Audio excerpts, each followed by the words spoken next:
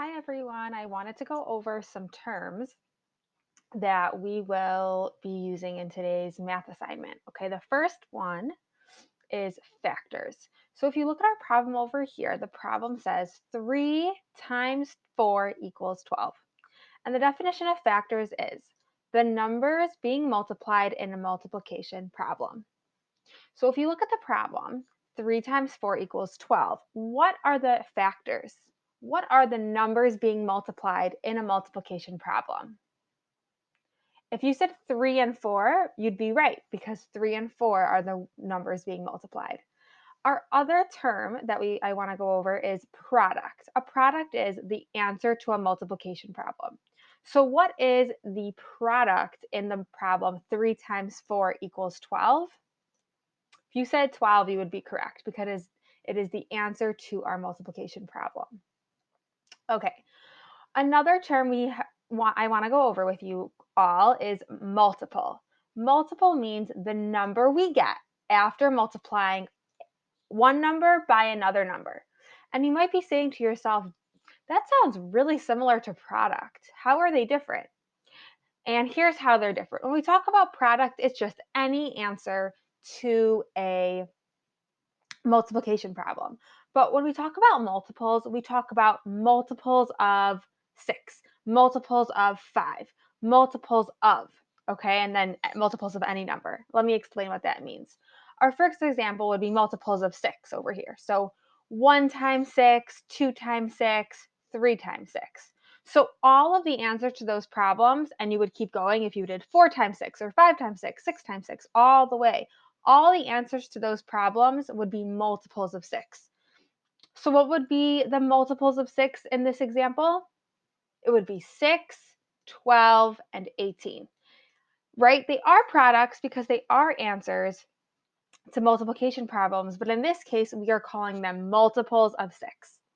If you look over here, you can also see multiples of 6 in this diagram where it's on top, it says factors of 6, which those are the numbers being multiplied by 6. And on the bottom, it says multiples of 6, which are all the answers to the 6 times tables. So for example, 1 times 6, the multiple would be 6. 2 times 6, the multiple would be 12. 3 times 6, the multiple would be 18.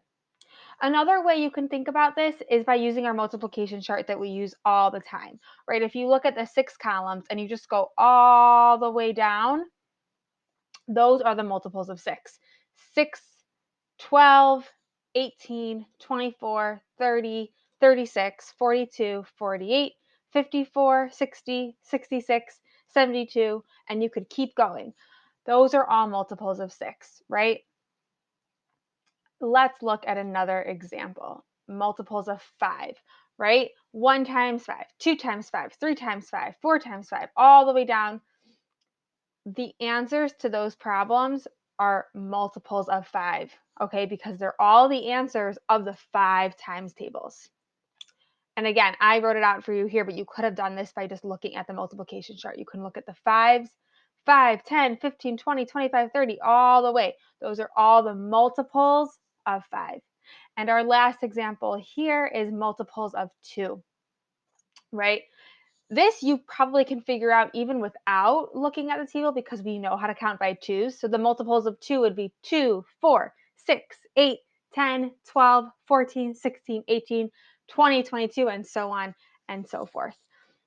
But again, if you wanted to, you could look at our multiplication chart and you could ask yourself, what are the multiples of 2? Well, it's 2, 4, 6, 8, 10, 12, all the way down.